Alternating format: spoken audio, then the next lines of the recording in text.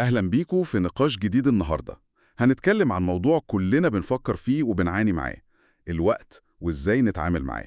بس المرة دي هنبص عليه من حتة تانية خالص، بعيد عن جو الإنتاجية والهاكس اللي كلنا زهقنا منها شوية. أيوة بالظبط، هنركز أكتر على أفكار الكاتب أوليفر بيركمان، وتحديداً كتابه المشهور 4000 أسبوع. تمام. فالهدف هنا مش إننا نلاقي طريقة سحرية نخلي اليوم 48 ساعة، لا. لا خالص، الهدف إننا نحاول نفهم وجهة نظر بيركمان الأساسية، اللي هي بتقول إننا لو فهمنا وقبلنا حقيقة إن وقتنا ده فعلاً محدود، يعني ليه سقف، وإن قدرتنا نتحكم فيه برضه محدودة، يمكن ده هو اللي يخلينا نعيش حياة أهدى وأعمق وفيها رضا أكتر، بدل السباق المجنون ده عشان نلحق نعمل كل حاجة. ماشي، خلينا ندخل في الموضوع على طول.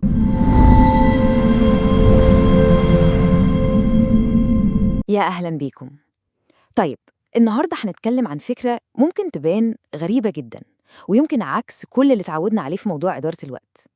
الفكرة دي مستوحاة من كتابات أوليفر بيركمان، وبتقول ببساطة إن كل محاولاتنا المستميتة عشان نكون أكفأ وأكثر إنتاجية هي دي بالذات اللي بتسبب لنا كل الضغط والقلق اللي حاسين بيه. طيب، إيه حكاية الرقم ده اللي على الشاشة 4000؟ الرقم ده هو في المتوسط عدد الأسابيع اللي الإنسان بيعيشها، بس 4000 أسبوع. لما الواحد يفكر فيها كده بيحس إنها بصراحة مدة قصيرة بشكل يخض. وهنا بقى بيجي السؤال المهم قوي في تحليلنا النهاردة. يعني لو وقتنا محدود قوي كده، ليه دايما حاسين إننا مضغوطين وقلقانين ومش ملاحقين على حاجة؟ ليه مش بنستمتع بالوقت ده ببساطة بدل ما نفضل عايشين في السباق اللي مش بيخلص ده؟ خلينا نحاول نفهم أصل المشكلة دي إيه. طيب، يبقى المشكلة الحقيقية فين؟ المفاجأة إن المشكلة مش فينا، مش في إننا كسلانين أو مش منظمين، لأ، المشكلة في الطريقة نفسها اللي بنبص بيها الموضوع الإنتاجية ده. الطريقة دي اتحولت لحاجة أشبه بفخ كلنا بنقع فيه. كلنا عندنا الاعتقاد ده، مش كده؟ الإيمان بإننا لو بس بقينا أكفأ شوية، لو بس لقينا الابليكيشن السحري أو ظبطنا روتين الصبح بتاعنا بالثانية، خلاص هنرتاح وهنوصل للسعادة والهدوء. بس هل ده فعلا اللي بيحصل على أرض الواقع؟ وهنا بقى بنشوف التناقض العجيب ده. يعني شوف، التكنولوجيا اللي معمولة عشان توفر لنا وقت زي الميكروويف مثلا، هي اللي خلتنا مش طايقين نستنى دقيقتين على الأكل. ولما صفحة نت تتعلق 10 ثواني بس بنبقى هنتجنن، مع إن زمان قوي الواحد كان ممكن يستنى أيام عشان جواب يوصل بالبريد. فالمعادلة بقت غريبة، كل ما وفرنا وقت كل ما صبرنا قل وإحساسنا بالندرة زاد. وده اللي بيوصلنا لمفهوم مهم جدا، وهو إننا بدأنا نستعمل الوقت كأداة. يعني إيه؟ يعني كل لحظة بنعيشها دلوقتي بتتحول لمجرد وسيلة عشان نوصل لحاجة في المستقبل. بنشتغل عشان الويك أند، وبنقضي الويك أند ما نفكر في الشغل. بنستحمل عشان الأجازة اللي جاية أو الترقية اللي بعدها. والمشكلة الحقيقية في العيشة دي إن المستقبل اللي بنجري وراه ده عمره ما بيجي. دايماً في هدف جديد هناك أبعد بنجري وراه. وللأسف الأسلوب ده في الحياة له تمن إنساني حقيقي. والاقتباس ده من بيركمان بيلخص المأساة دي بشكل مثالي. بيقول أيامهم بتستنزف من معناها حتى لو حساباتهم البنكية بتزيد. يعني ببساطة لما بنعيش دايماً عشان بكرة، النهاردة نفسه بيفقد أي طعم أو معنى. بالظبط زي اللي بيجري في سباق وبيبقى كل همه يوصل لخط النهاية، لدرجة إنه بينسى يبص حواليه ويستمتع بالطريق نفسه. وهنا بقى بنوصل لنقطة التحول، النقطة اللي بتغير كل حاجة. الحل طلع مش إننا نحاول أكتر ولا إننا نبقى أسرع. الحل بشكل غريب هو العكس تماماً، إننا نستسلم لحقيقة بسيطة، وهي إننا كيانات محدودة. ودي أول حقيقة لازم كلنا نقبلها مهما كانت صعبة. الحقيقة هي مستحيل الواحد يعمل كل حاجة، بس كده. مهما حاولنا ومهما استخدمنا أدوات وتطبيقات، مستحيل نقدر ننجز كل المهام ونحقق كل الطموحات ونعيش كل التجارب الممكنة. مستحيل. للوهلة الأولى الفكرة دي ممكن تبان محبطة جدا، بس الحقيقة إنها فكرة محررة بشكل لا يصدق. ليه؟ لأننا أخيراً بنرمي من على كتافنا الحمل التقيل قوي اللي مش متشاف، حمل التوقعات. توقع إننا المفروض نكون سوبر هيروز نقدر على كل حاجة. ولما بنعمل كده بنقدر أخيراً نركز على الحاجات اللي فعلاً ممكنة، وبدل ما نعيش في إحباط دايم عشان بنطارد المستحيل، بنبدأ نشتغل على الممكن. والممكن ده في حد ذاته ممكن يكون رائع. والتحول ده في التفكير واضح قوي هنا. بنتنقل من عقلية الفومو أو الخوف من فوات الفرص، اللي هو القلق المستمر إن في حاجة أحسن ممكن تكون بتحصل في حتة تانية، لعقلية الجومو أو متعة تفويت الفرص.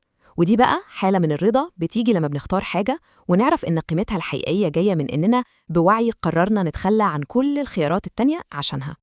طيب، الكلام ده جميل قوي كنظرية، بس إزاي نطبقه بشكل عملي في حياتنا اليومية؟ يلا بينا ندخل على الجزء الأخير ونتكلم عن شوية أدوات واستراتيجيات عملية ممكن تساعدنا نعمل التحول ده. أول استراتيجية معانا هي الحجم الثابت، وفكرتها كالتالي. أول حاجة نعمل قائمة مفتوحة. دي هتبقى عبارة عن كل حاجة ممكن تيجي في بالنا إننا المفروض نعملها، وهتكون طويلة بشكل مرعب. بس في نقطة مهمة جدا، القائمة دي مش عشان نشتغل منها، دي بس عشان نفضي دماغنا. الخطوة التانية نعمل قائمة تانية مغلقة ويكون ليها عدد محدود جدا، 10 حاجات مثلا. دي هي قائمة المهام الفعلية. وهنا بقى بتيجي القاعدة الذهبية، ما ينفعش نضيف أي مهمة جديدة للقائمة المغلقة دي إلا لما نخلص ونشطب مهمة قديمة. الطريقة دي بتجبرنا ناخد قرارات واعية وصعبة بخصوص إيه المهم فعلا، بدل ما نفضل عايشين في حالة رد فعل لكل طلب بيترمي علينا. وده بيوصلنا لفكرة تانية قوية جدا ملخصة في الاقتباس ده من جون أكوف. الفكرة هي إننا ناخد قرار مسبق بالحاجات اللي هنسمح لنفسنا نفشل فيها.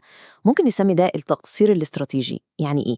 يعني بدل ما نحاول نكون مثاليين في كل جوانب حياتنا، وده طبعا مستحيل، نختار بوعي المجالات اللي هنقبل فيها بمستوى كويس كفاية. يعني مثلا ممكن نقرر إن المطبخ مش لازم يبقى بيلمع طول الوقت، وده هيحرر لنا وقت وطاقة عشان نركز على مشروع شغل مهم أو نقضي وقت أكتر مع أهلنا. ولما القرار ده بيتاخد بشكل مسبق زي ما أكوف بيقول، بنشيل عن نفسنا لدغة الخزي اللي بتيجي مع التقصير.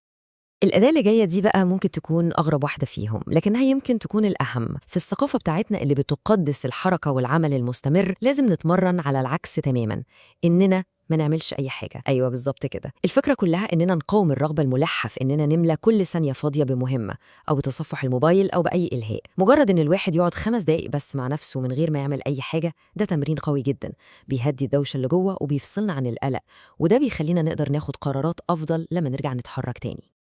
وده بيوصلنا لآخر وأعمق مفهوم معانا النهاردة، عدم الأهمية الكونية. يعني إيه الكلام الكبير ده؟ ببساطة فكرة إننا لو خدنا خطوة لورا وبصينا على الصورة الكبيرة قوي، الصورة الكونية، هنكتشف إن مشاغلنا وهمومنا وضغوطاتنا اليومية مش بنفس الأهمية اللي إحنا متخيلينها. والفكرة دي على فكرة مش عشان تحبطنا، لأ، العكس تماماً. الهدف منها هو تحريرنا من الضغط الرهيب اللي بنحطه على نفسنا كل يوم.